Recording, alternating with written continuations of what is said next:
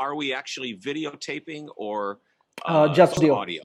Doesn't matter to me. I have to do my hair.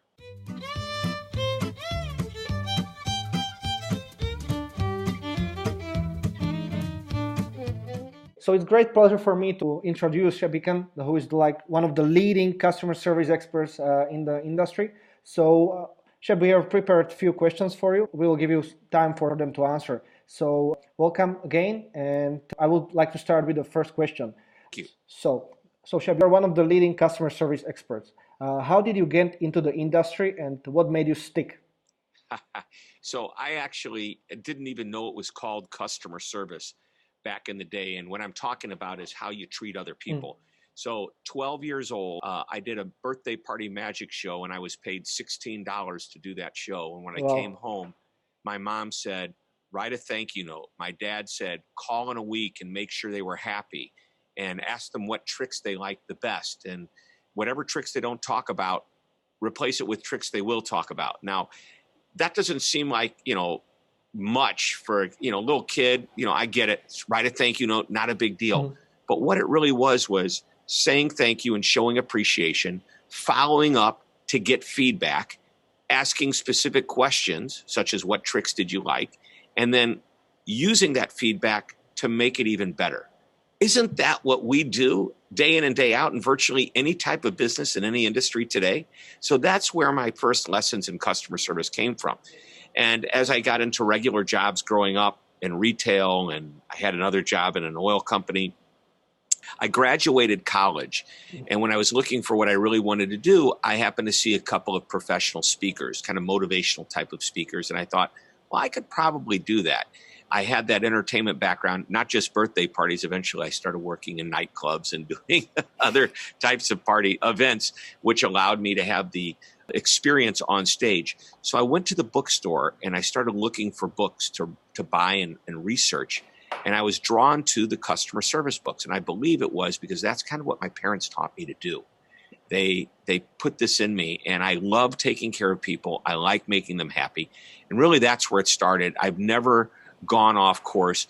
Over the years, customer service started to be called customer experience, and then customer experience morphed into something much larger than just service. But I've stayed in that lane, if you will, ever since. So for many, many years. So it's been a great ride, and looking forward to your experience. It's been many years. So my second question is a little bit connected to what you have said right now.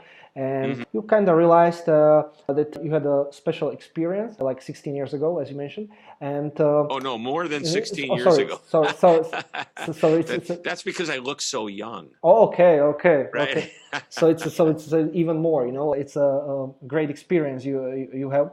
And for me, at least, as I see it, is that the customer service is often very underestimated in the eyes of an audience, maybe even in the eyes of someone who is taking a college and who would like to start a career in industry, maybe even online industry. So do you think that the customer service is really underestimated when allocating time and budgets compared to, let's say, doing sales or marketing, crafting campaigns and stuff like that?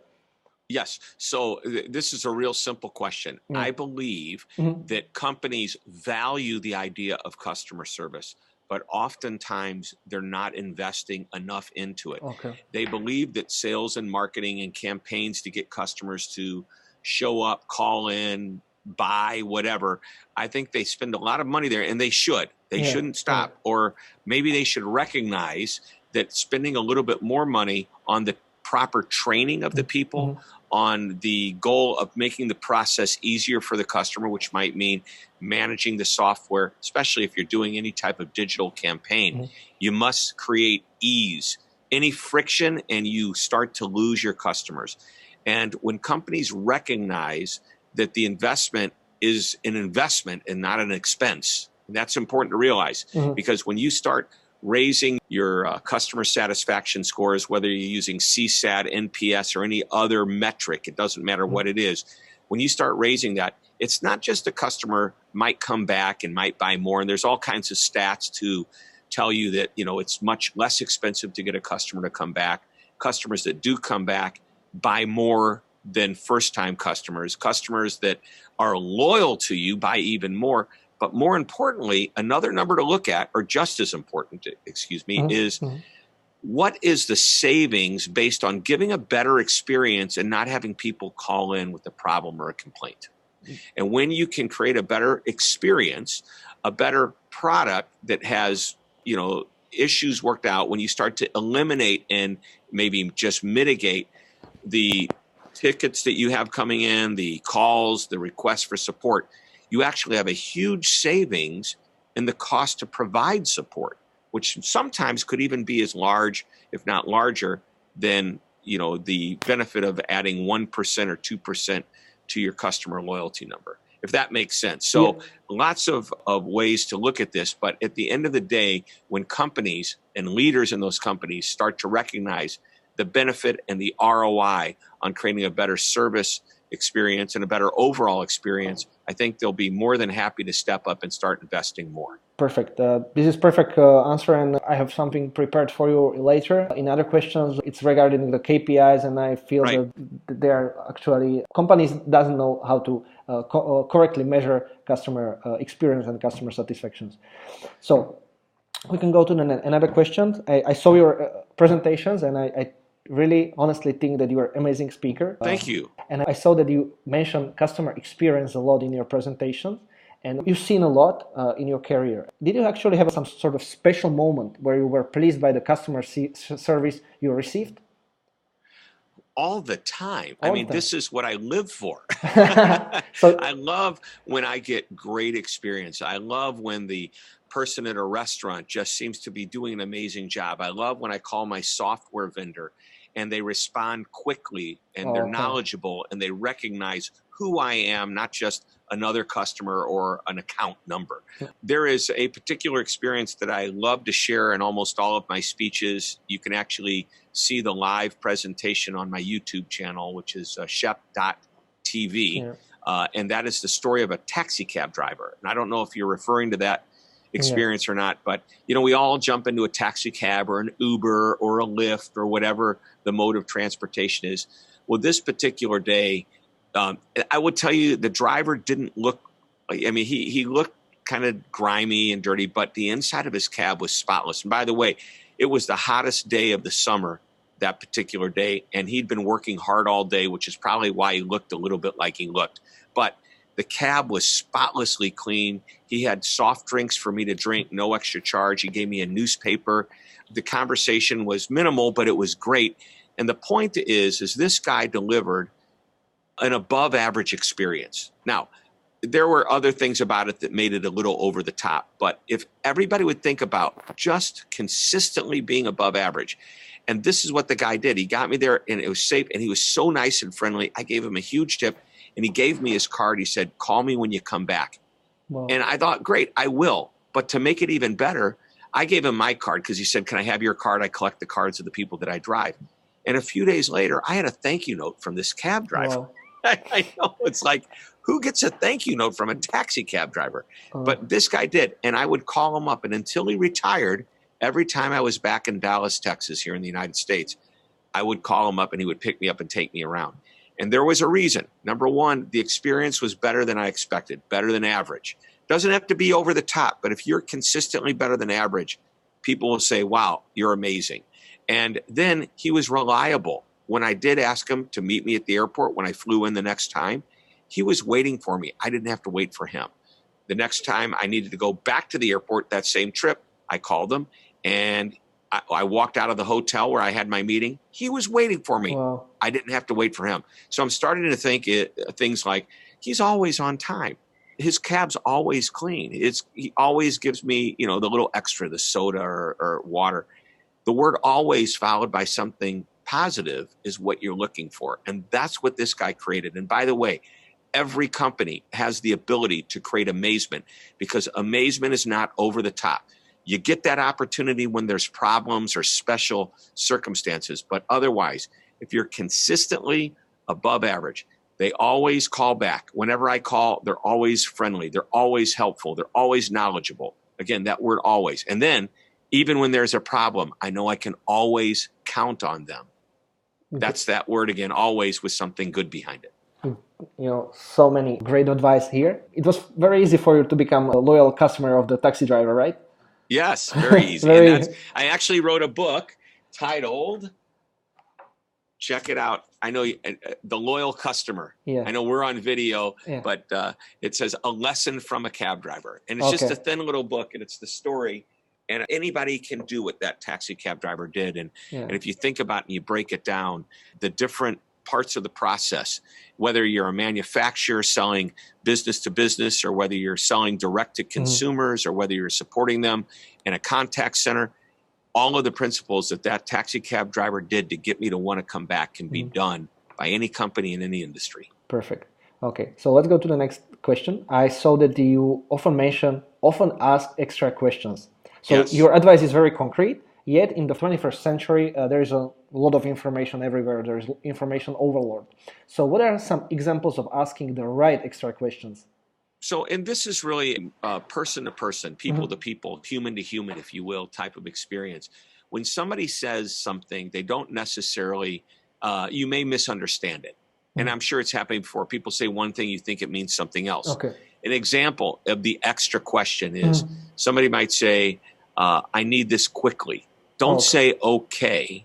Ask them, how quickly? Because if their idea of quickly is faster than you're actually able to do it, even though your best intention is to do something for someone quickly, you're going to miss the expectation. So let's say they're asking you to get something where, well, just the other day, I was talking to somebody in a support center, and they said, thank you so much for giving me this information. We need to listen to the recording of the last call you had with us. And I said, great, I want to resolve this quickly. Oh, we'll get it done as quickly as we can. And I said, you didn't hear me. I need to get it done quickly. How? So I asked the extra question as a customer, which I shouldn't have to do. How soon are you going to get this information? She said it'll take 3 to 4 days. I go, okay, I can live with 3 or 4 days. And by the way, she delivered in under 4 days, which meant she met the expectation. But we had to have a communication about it.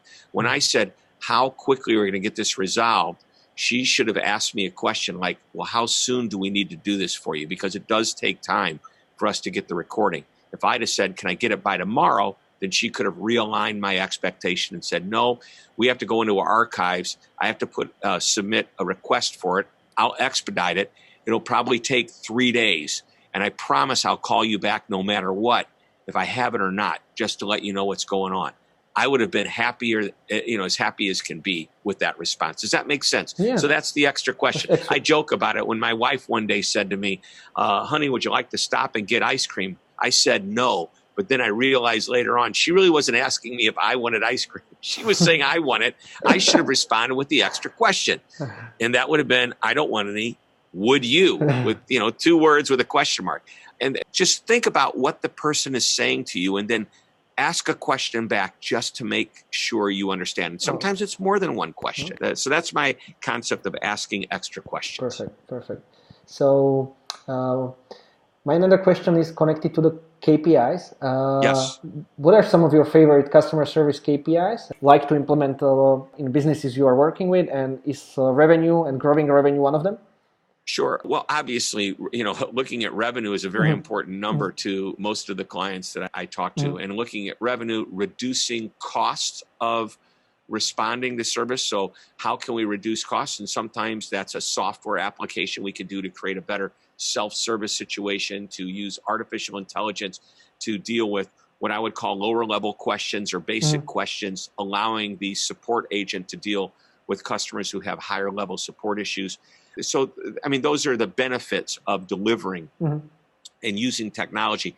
The KPIs, really, I haven't found, I'm pretty open and agreeable to using any and all of them. There's opportunity within all of the types of KPIs that are standard.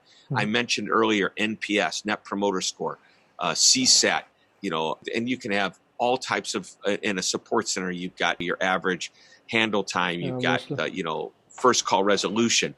All of these are very, very important. And I think what you need to do as a leader is look at what most impacts your organization. Look at the bottom line impact and look at the human capital impact. what can you do and what measurement will give you the best information to optimize what you're doing. So getting the data is nice.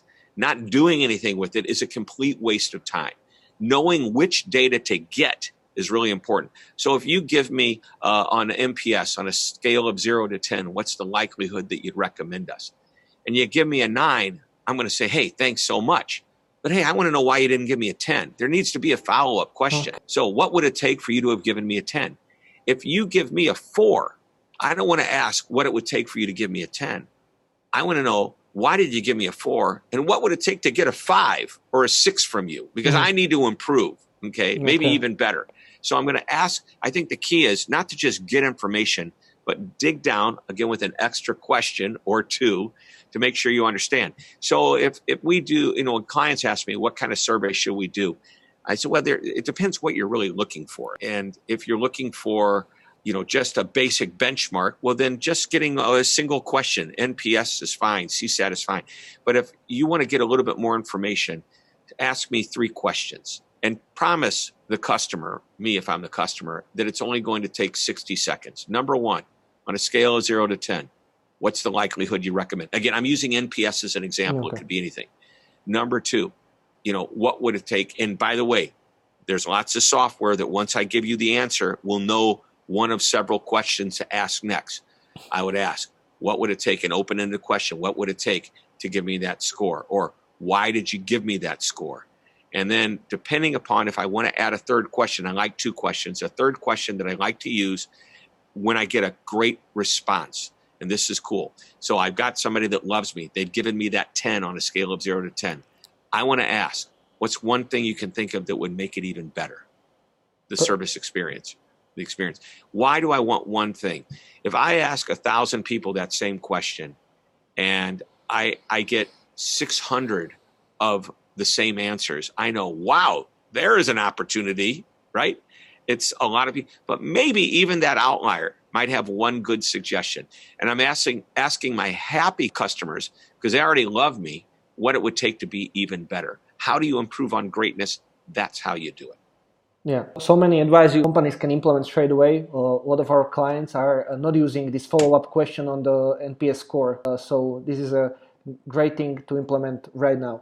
So my last question for you, Shep, is if you could give us 3 best tips for our audience to implement into their business today. It doesn't break the bank, are easy to implement, and have the potential best to improve their customer service, what they would be? Great questions. And just so you know, I like looking at these questions and just not thinking about them until you actually ask me, so I can be somewhat extemporaneous. The first I would do is to recognize that you've got to create a journey map. Recognize where the customer's experience is likely to be wonderful and potentially fall apart.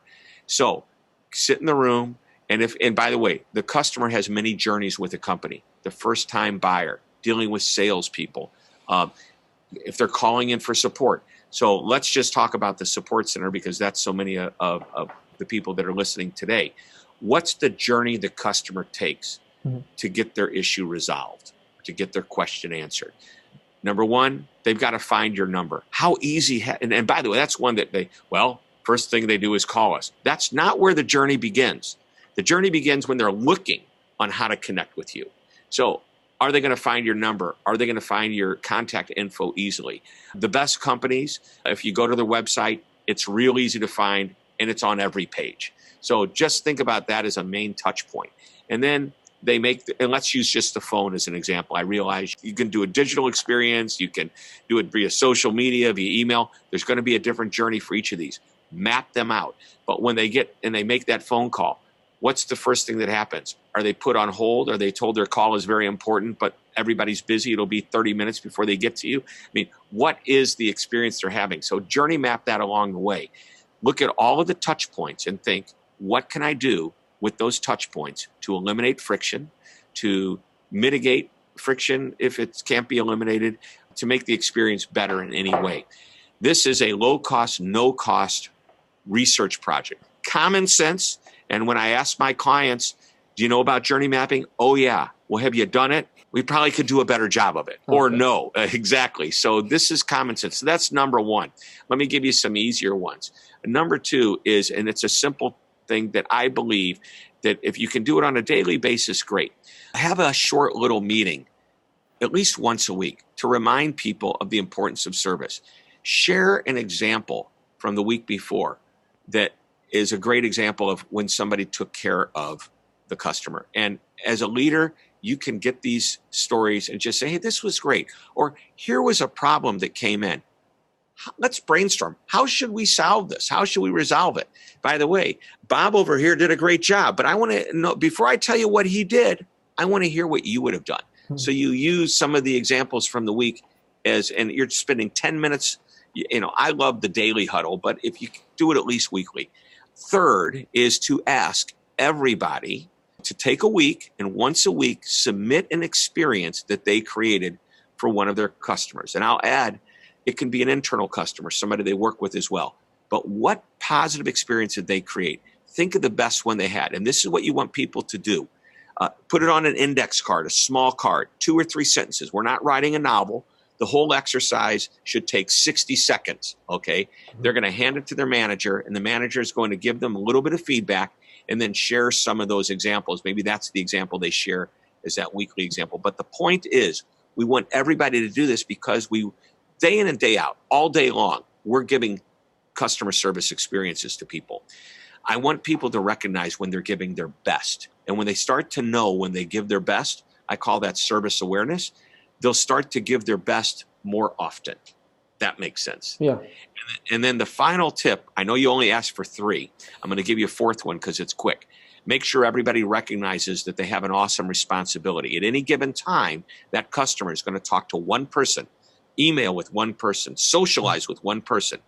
And that one person, after they've created that great experience, the customer is going to walk away and say, wow, I love doing business with them. They are fantastic. And it was one person that made that experience happen. Everybody needs to recognize that at any given time, they represent the entire company and all of their employees. So there you go. That's my bonus one. Love giving more than expected. Yeah, that's what good customer service is about.